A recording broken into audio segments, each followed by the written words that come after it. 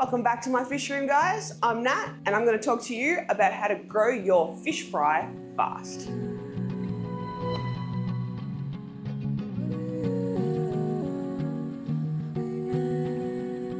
So it came to my attention from my previous video that some people out there are having a little trouble growing up their babies. So it is, I think, the hardest part of breeding is getting your babies to survive. You know, getting your fish to lay eggs, that's kind of an instinct for them. So it's not super difficult. Like, you can literally just leave them and fish will eventually lay eggs. The problem is getting those little tiny babies from itty bitty microscopic creatures, you know, eyeballs with a tail, to actual fish, what we have in our tanks now. I thought back, you know, I went back in time when I first started, and this definitely was something that I struggled with, and it took me ages to figure out how to do it. And I decided, little old me, who didn't know nothing, you know, decided that I was going to start with rams, which is, woo, they're not easy.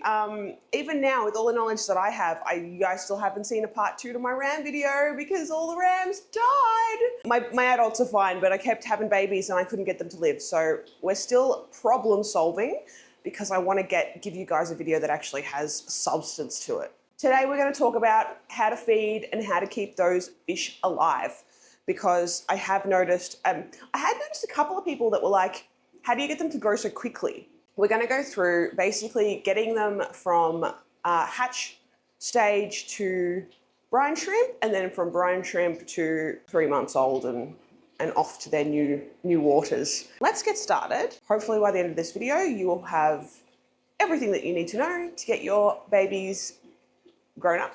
Do not hesitate to put questions in the comment section. I'm more than happy to reply to them. Realistically, the first point of call is having a good batch of eggs. So you want to make sure that your parent fish are healthy, well fed. That's pretty standard, right? We all know you want your pet to be happy, healthy, and thriving. Your pet is not happy, healthy, and thriving. It's babies. If it has babies, if it even wants to have babies, they're not going to be happy, healthy, and thriving either. So that's really what we want. And we want that for everybody. We want that for ourselves. We want that for our friends. We want that for our family. And we want that for our pets.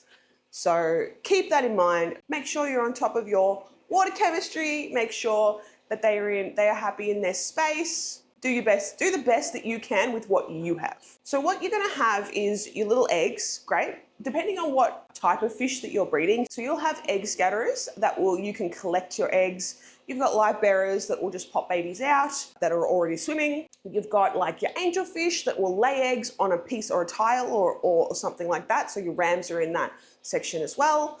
Plecos, which will do cave bearing. So they will put their eggs in a cave. And there's different ways to look after all of these eggs. So your eggs are going to hatch, and you're going to have little fishes that have an egg sac. That egg sac is the extra nutrition from their eggs that allows them to continue living while they are grounded, basically. Because not all fish can swim straight away once they're born. Life bearers are a great exception to the rule because they are born ready to go. So they're different. Basically what you're going to do is, once you have your little tiny babies, you are going to put them in fresh water. I would recommend parent water. If you've got, so take it angels for example, all of your angel eggs have hatched. You've got little wrigglers that have their egg sac and their little tails are wiggling. What you want to do is get a container of water from the parent's tank and put those babies in that water, because they were laid in that water. They were technically hatched in that water. All you're doing is removing any kind of chemical or anything that's in that water to prevent fungus or death. So methylene blue, for example, you don't want those babies sitting in methylene blue for too long, because it could harm them because they're so little, you know, and there's no protective shell anymore. So take them out, put them in fresh water from their parents' tank and let them sit on the bottom with an air stone. I don't mess around with them. I just let them sit on the bottom with an air stone until I see them free swimming. I don't even change the water. I used to change the water. I don't even do that. I just don't touch them. Make sure they have an air stone, make sure they are at temperature, and don't even touch them. Now this is for angels. I do this in a basic way for every single fish. So like my rasboras, for example. Now, I've decided to change that up a little bit recently, but we're still testing, so we don't know if it's going to be okay. But basically the same thing. Once they've hatched and I see them on the bottom of their little container with the methylene blue or whatever I'm hatching the eggs out in, sometimes it's an Indian almond leaf, I'll pipette them out, put them in fresh water from their parents' tank with an air stone, and I will leave them until I see them free swimming. Every now and again, I will pop a little bit of food in there for them, some banana worms, just to get them, give them something to chew on if I can see that they have empty egg sacs or something like that, because those guys do take a little bit longer to get up off the ground. There's these little nuances in all different fish. You're gonna wait till you see free swimming fry. Once you see these little tiny babies free swimming in the water, that's when you wanna feed them. Nanofish. Nanofish are and will always be nano. They are nano, they live in little nano environments and they make little nano babies. So you have these tiny little fish that, like I said, literal eyeballs with tails. There's not a lot there. There's not a lot of fish there. So you need to find a food that they will eat that is also microscopic or nano. I've been feeding Infusoria in the past. I'm currently just really shit at culturing it. So sorry about it, guys. Won't be doing that. I found a lot of them are doing really, really well off banana worms because they can take bites of them and they wriggle. Powdered food's really good. So if you can find a high quality powdered food like Baby Booster from Nishkai Aquatics, link in bio. I know that there's like First Bites as well. If you can get them to take that. Another really good one is egg yolk.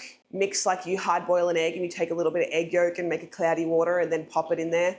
It's dirty, but if you got to change the water every day anyway, because you don't have a filter in the tank. It's just a little cup with stuff in it. The filter, if you put a sponge filter in there, usually it's too much flow and they get knocked around.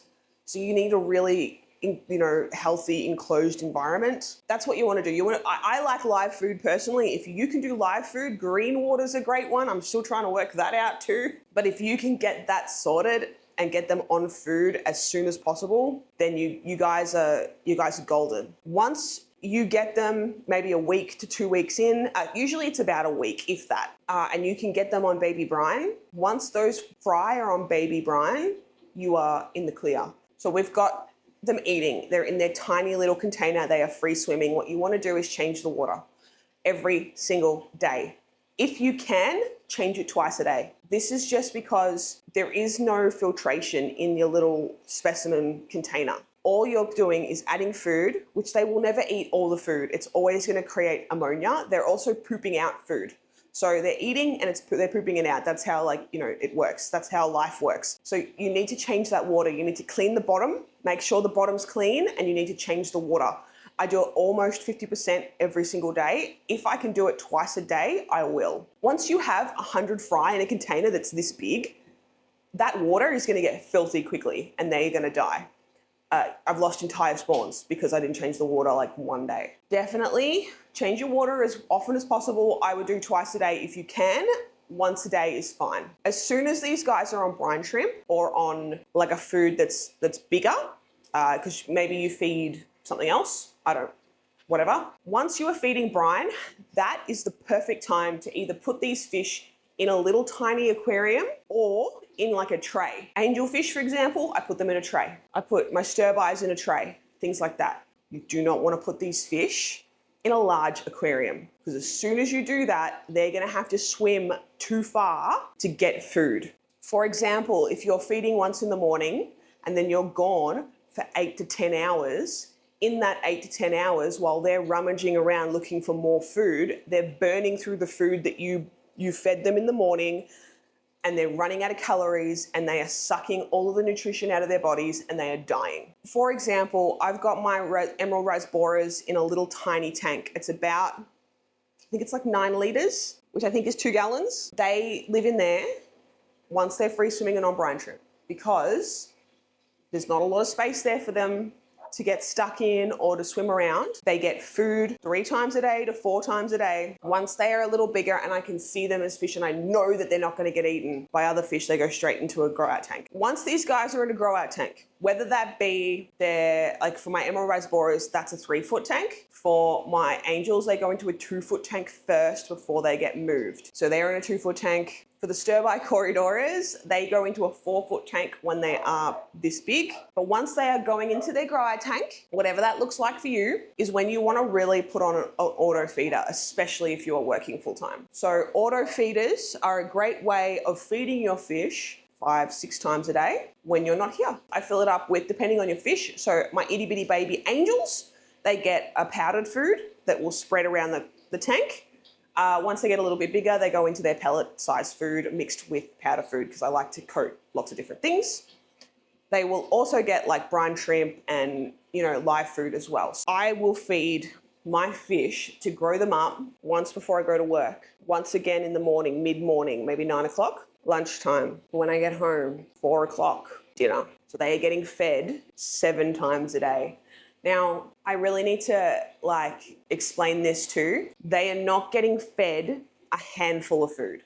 They are getting fed an itty bitty amount of food, like tiny amount of food. It's just to keep them going all day. Once your fish get to a decent 3 centimeters, a lot of them are 3 centimeters, they don't need that much food. That's feeding, basically. You want to feed them heaps.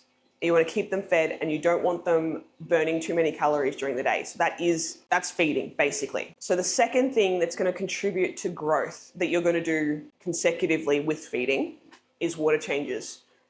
You don't have to do big water changes. I'm talking 10%. Do a water change every 2 to 3 days. You don't have to be crazy about it.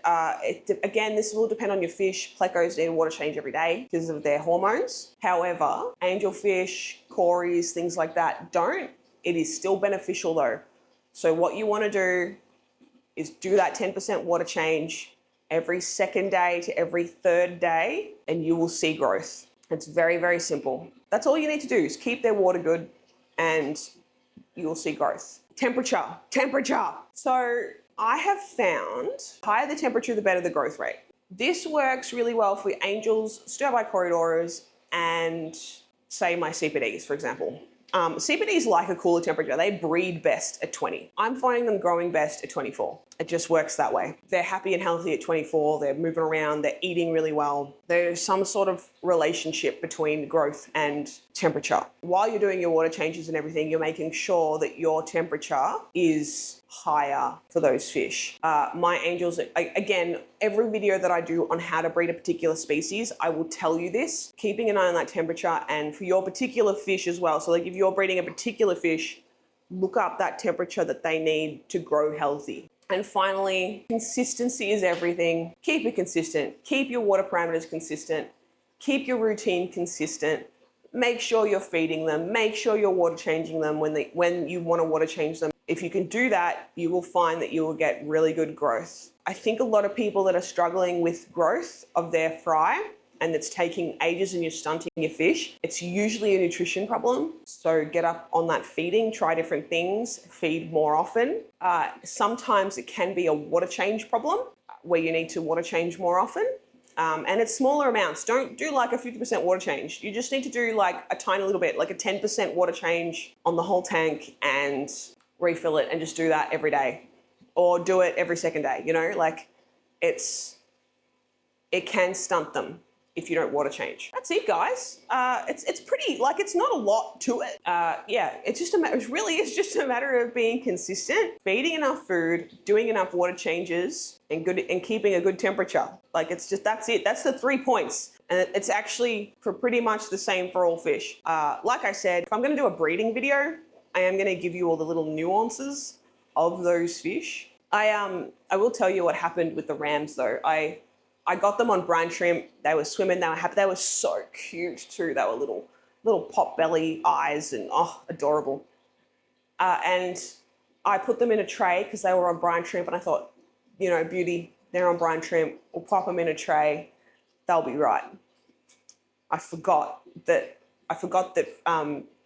ram fry, when the going is good, they get going, if you know what I mean. So what happened was they all swam into the sponge on my tray. I had like a net there too to like, because I sort of remembered, and I was like, oh, I'll put the mesh there so that they can't get in. They got in anyway. I was like, oh. So I went from like all these fry, and I came in the next day and looked, and there were no fry, and I was like, where did they go? And I pulled the sponge out. I found them all. So if you guys have experienced that and have any hints on how to stop it from happening, let me know, because I'd like to know. I haven't had fry since, but I have been moving a lot of fish around, so I haven't had a chance to settle them in to get more fry, and they've had friends for a little bit, so it's fine. We'll figure them out. I will eventually get you a second part of a ram breeding video at some point in this channel's lifetime. But until then, I will continue to try and give you helpful information like today. And I hope you guys liked it. Click like, hit subscribe, do all that cool stuff. And I'll catch you on the next one.